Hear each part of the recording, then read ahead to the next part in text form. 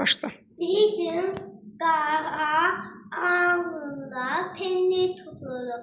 Penni mahnı oxuyanda penni qaranın ağzından düşdü. Düşəndə də tülkü gəldi onu yedi. Bir gün qarğa ağzında pendir getirib ağaca qoymuşdu. Mahnı oxuyanda ağzından pendir düşdü, tülkü yedi onu. Qarğa ağzından pendir tapmışdı. Mahnı oxuyanda pendir düşdü. Öz-özünə mahnı oxudu. Bəs ona kim dedi görəsən ki, mahnı oxusun? Tülkü dedi ki, mahnı oxu. Ağzından pendir düşdü, tülkünün başına. Tülkü devam edir. Ay, nə gözəl. Qarğa ağzında pendir, ağacda qonuşdu.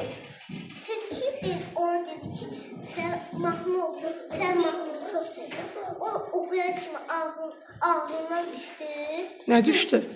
Pendir düşdü, yedi. Kim yedi? Tülkü yedi. Ay sağ ol. Qarğa ağacın üstündəydi. Tülkü dedi ki, mənim üçün bir dənə mahnı oxu. Mahnı oxuyanda ağzından pendir düşdü, tülkü onu yedi. Qarğa pendir tapmışdı, onu yeməyə. Tülkü dedi ki, mənim üçün mahnı oxu. Dedi ki, qarğa mən mahnı oxuya bilmirəm.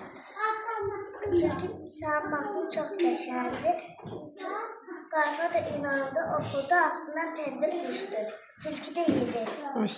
Bir gün qarğa pendir tapmışdı.